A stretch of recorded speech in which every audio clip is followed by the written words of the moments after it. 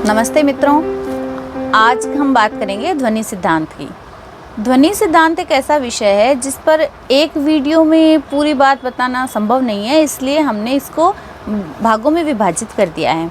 तो आज का जो हमारा वीडियो है वो ध्वनि सिद्धांत भाग 1 है। तो ध्वनि सिद्धांत का भारतीय काव्य शास्त्र में महत्वपूर्ण स्थान है। काव्य शास्त्रों में एक प्रसंग आया कि काव्य की आत्मा क्या है, और इस प्रश्न पर चिंतन मनन हुआ और काव्य की आत्मा के प्रश्न पर विचार करने पर 6 सिद्धांतों का जन्म हुआ। उन्हीं 6 सिद्धांतों में से एक प्रमुख सिद्धांत है ध्वनि सिद्धांत, जिसके बारे में हम आज चर्चा करेंगे। ध्वनि सिद्धांत की जब हम बात करते हैं तो हम प्रमुख विषयों में उनमें लेंगे सामान्य परिचय, ध्वनि अध्ययन के आधार, ध्वनियों का वर्गीकरण और ध्वनि परिवर्तन के कारण। तो जब हम सामान्य परिचय की जब बात करते हैं ध्वनि सिद्धांत में सामान्य परिचय की, तो प्रश्न उठता है कि जब काव्य शास्त्र का विकास हो रहा था उसी समय प्रश्न उठा कि क्या काव्य का कोई शरीर होता है।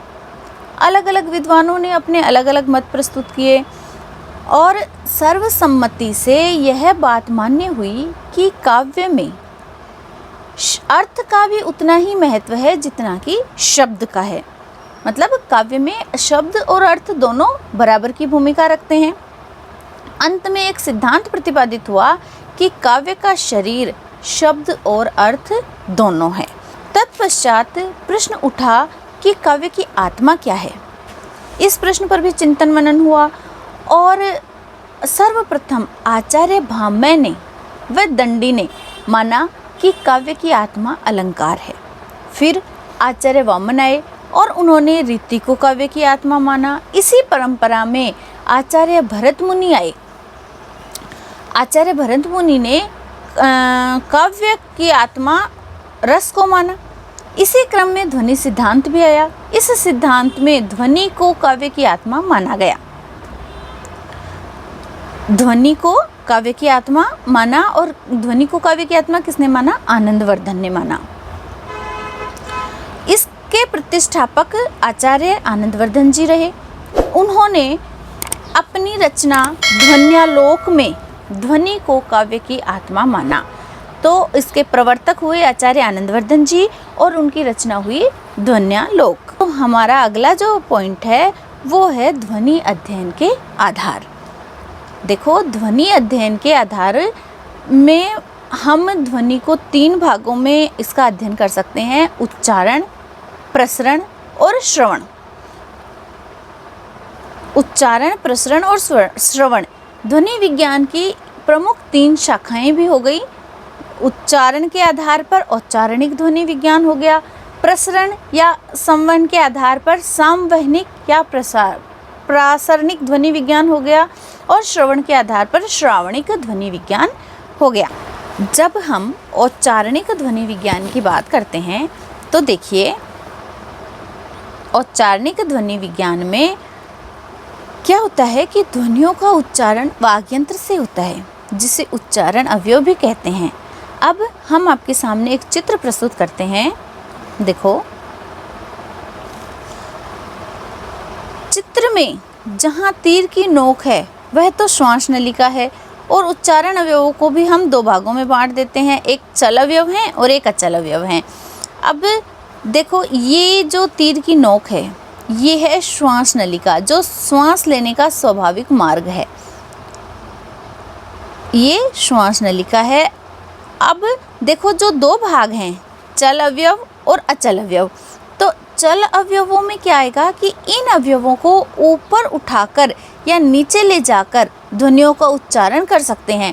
जैसे कि हमारा नीचे का होठ है, जीभ है, और उसके विभिन्न भाग हैं तथा स्वर तंत्रियां इस वर्ग में ही आती हैं। और जो अचल अवयव होते हैं, अचल अवयव जो होते हैं वो ऊपर के दांत, ऊपर का होठ, तालू के विभिन्न भाग, ये सारे इस अचल अवयव के अंतर्गत आते हैं। एक होता है अलिजीव या कोवा, जिसको कोवा बोलते हैं हम, काकल, कि अलिजीव जो होता है उसकी जो स्थिति है वो कुछ अजीब सी है। यूँ तो वह चल अवयव है, किंतु वह मुंह में ऊपर है और ऊपर के जो अवयव हैं वो सब अचल अवयवों में आते हैं, अतः स्थान संकेतक है, इसलिए इसे भी प्राय उन्हीं की श्रेणी में रखा जाता है। देखो ये जो जैसे ये है उपाली जीवे या गल बिल कंठ कंठ मार्ग, ये यहाँ 1 नंबर लगाया हुआ है, तो इस चित्र में 1 नंबर ये है। इसी प्रकार भोजन नलिका 2 नंबर पे है, तो ये जो चित्र है, ये जो पॉइंट है, ये 2 नंबर का पॉइंट है। इसी प्रकार आप इस वीडियो को बीच में पॉज करके इन सभी को नंबर वाइज इस चित्र से आप मिलान कर सकते हैं और आप अपना अध्ययन आराम से कर सकते हैं इस चित्र को पॉज करके। इसके बाद जो हमारी बात आती है वो है सामवहनिक अथवा प्रासरणिक ध्वनि विज्ञान। देखो भाषा विज्ञान में इसके अंतर्गत इस बात का अध्ययन किया जाता है कि ध्वनि लहरों द्वारा वक्ता के मुख से श्रोता के कान तक पहुंचती है। जब कोई वक्ता कुछ बोल रहा है और श्रोता उसको सुन रहा है तो वो ध्वनि लहरों के द्वारा वक्ता के मुंह से निकलकर श्रोता के कान तक पहुंचती है। फेफड़ों से चली हवा ध्वनि यंत्रों की सक्रियता के कारण आंदोलित होकर निकलती है और बाहर के वायु में अपने आंदोलन के अनुसार पहुंचती है और वहां श्रवणेंद्रिय में कंपन पैदा कर देती है। सामान्यतः इन ध्वनि लहरों की चाल 1100 से 1200 फीट प्रति सेकंड होती है। जो ये लहरें आगे बढ़ती जाती है इनकी तीव्रता घटती जाती है, इसी कारण दूर के व्यक्ति को ध्वनि धीमी सुनाई देती है। इसके बाद आता है श्रावणिक ध्वनि विज्ञान। श्रावणिक ध्वनि विज्ञान में इसमें इस बात पर अध्ययन किया जाता है कि हम कैसे सुनते हैं।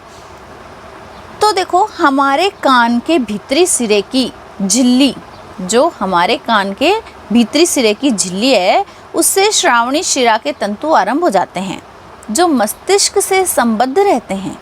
ध्वनि की लहरें जब कान में पहुंचती है तो बाह्य कर्ण की भीतरी झिल्ली या कान के पर्दे पर कंपन उत्पन्न होता है। इस कंपन का प्रभाव मध्यवर्ती कर्ण की अस्थियों द्वारा भीतरी कर्ण के द्रव पदार्थ पर पड़ता है और उससे लहरें उठती हैं, जिसकी सूचना श्रावणी शिरा के तंतुओं द्वारा मस्तिष्क में दी जाती है और हम सुन लेते हैं। तो ये तो था कि ध्वनि उच्चारण के आधार पर हमने जो 3 भागों का अध्ययन किया, जिनमें आता है उच्चारण, प्रसरण और श्रवण, और उन्हीं के आधार पर हमने 3 शाखाएं बना ली, औच्चारणिक ध्वनि विज्ञान, सामवहनिक ध्वनि विज्ञान और श्रावणिक ध्वनि विज्ञान। अब हमारा जो चर्चा का विषय है उनमें रहेगा ध्वनियों का वर्गीकरण और ध्वनि परिवर्तन के कारण। तो देखिए ध्वनि सिद्धांत भाग 2 का जो वीडियो बनेगा उसमें हम ध्वनियों के वर्गीकरण के बारे में अध्ययन करेंगे और भाग 3 में हम ध्वनि परिवर्तन के कारणों पर चर्चा करेंगे। धन्यवाद।